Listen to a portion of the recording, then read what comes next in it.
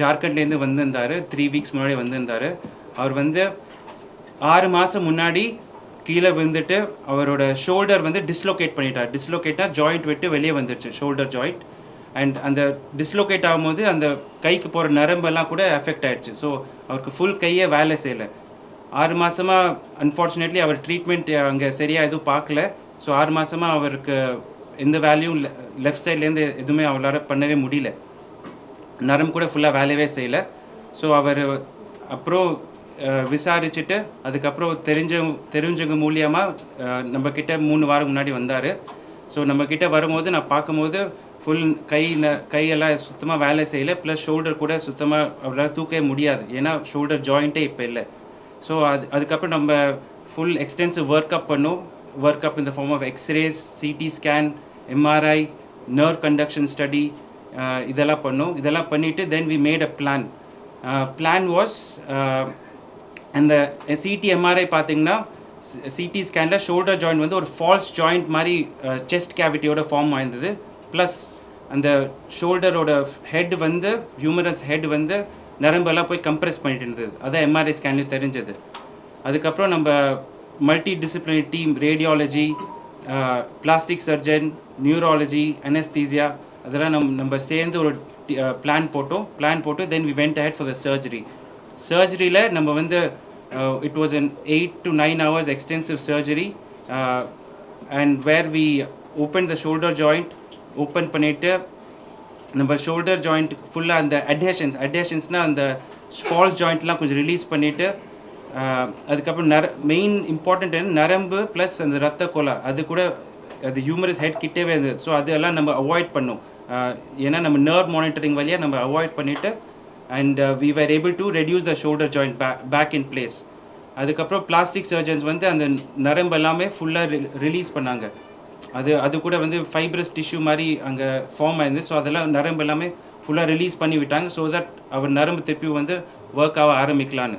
Plus அது முடிச்சதுக்கப்புறம் நம்ம வந்து லேட்டர்ஜி, ஒரு ஃப்ரெஞ்ச் ப்ரொசீஜர் கால் லேட்டர்ஜி, அது கூட பண்ணும். அதில் வந்து ஒரு ஸ்மால் போன் இங்கே ஃப்ரண்ட் ஆஃப் த ஷோல்டர்லேருந்து கட் பண்ணிவிட்டு அதை நம்ம ஷோல்டரோட கப்பில் போய் வச்சுட்டு, so that it will prevent redislocation. அப்படின்னா திருப்பி ஷோல்டர் வெளியே வராமல் பார்த்துக்கிறதுக்காக அந்த ப்ரொசீஜர் கூட பண்ணியிருந்தோம்.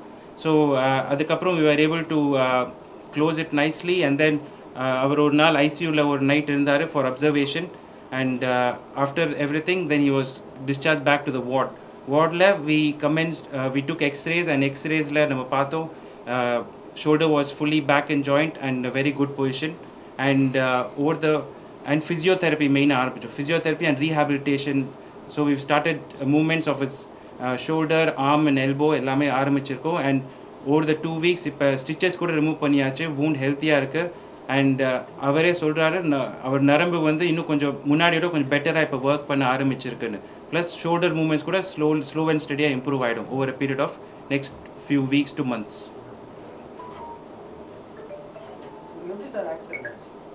அவர் வந்து கீழே விழுந்துட்டார். இல்லை, ஒவ்வொரு ஸ்டேர்ஸ்லேருந்து கீழே வந்துட்டு லெஃப்ட் சைட் ஃபுல்லாக போய் டிஸ்லோகேட் ஆகிருந்தது 6 மாதம் முன்னாடி ஜார்க்கண்டில். 8 hours அனஸ்தீசியா கொடுத்தா அதுக்கப்புறம் அதோட எஃபெக்ட் எந்த மேஜராக எதுவும் இல்லை. அவர் ஐசியூவில் அதுக்கு தான் வச்சுருந்தோம், அப்சர்வேஷனுக்கு தான். He was not on any என்ன சொல்ற மேஜர் எதுவும் இல்லை, சப்போர்ட்லாம் எதுவுமே இல்லை. அப்சர்வேஷனில் நைட்டில் ஐசியூ ஒரு night 1 day we kept in ICU. டிஸ்லோகேஷனில் நரம்பு கம்ப்ரெஸ் ஆகுது, it's rare. So just regular dislocation நிறைய டைம் நரம்புலாம் கம்ப்ரெஸ் ஆகாது. பட் இவருக்கு அன்ஃபார்ச்சுனேட்லி ஃபர்ஸ்ட் டிஸ்லோகேஷன் போது நரம்பு அப்போலேருந்தே கம்ப்ரெஷனில் தான் இருந்திருக்கு. ஸோ அதான் மெயின் இஷ்யூ. ஸோ மற்ற கை கூட ஃபிங்கர்ஸ் எல்லாம் கூட ஒர்க் ஆகல. ஆமாம், அது கூட ஒர்க் ஆகல. ஆமாம், that was a bit more challenging for us. I mean, you can see the work which has been involved. So yeah, I mean, it is extensive planning and complex surgery, plus nerves were involved. It was so dislocated, full chest cavity or medial full inside dislocated, and then so all of that plus and the French procedure kuda number latter je adu kuda pannirukkom. So it's post operation they have normal movements. He slow and steady over next few months. we have to wait for நரம்பெல்லாம் recover ஆகிட்டே இருக்கும். இப்போ நரம்பு compression போயிடுச்சு. So already கொஞ்சம் நரம்பு improvement already தெரியுது, 2 வீக்ஸ்லேயே தெரியுது. ஸோ ஹோப்ஃபுல்லி மசில்ஸ் எல்லாம் இன்னும் கொஞ்சம் டெவலப் ஆகணும். டெவலப் ஆகி he can get back to doing regular movements எல்லாம். லேட்டர் ஜே ப்ரொசீஜர்னா அதான் ஒரு நம்ம ஒரு போன் இங்கே இருக்க எல்லாருக்குமே அது கொஞ்சம் ஸ்மால் ஒரு கட் பண்ணிட்டு அது நம்ம ஷோல்டர் ஜாயிண்ட்குள்ளே வைக்கிறோம். அந்த ஷோல்டர் கப் இருக்கு இல்லையா, அந்த ஷோல்டர் கப்பில் வச்சா அந்த டிஸ்லோகேட் ஆகிறதுக்கு சான்சஸ் கம்மியாக இருக்கு. அது ஸோ ஃப்ரண்ட்டில் இருக்க அந்த போன் வந்து இங்கே இந்த ஃப்ரண்ட்டில் எல்லாருக்கும் இந்த போன் இருக்கும். ஸோ வி டேக் இந்த ஒரு போன் இந்த ஒரு கட் மாதிரி பண்ணிவிட்டு இந்த மாதிரி டெண்டனோட அட்டாச்சாக இருக்கும். ஸோ வயா தட் மசில்ஸ் போயிட்டு அந்த ஃப்ரண்ட் ஆஃப் த ஜாயிண்ட்டில் போய் இங்கே வச்சேன்னா அந்த ஷோல்டர் திருப்பியும் வெளியே வரதுக்கு சான்சஸ் கம்மியாக இருக்கும். பிகாஸ் உள்ளே வச்சிட but easily can come out again because 6 மாதமாக வெளியே இருக்கும். ஸோ அதை திருப்பியும் ப்ரிவென்ட் பண்ணதுக்காக we do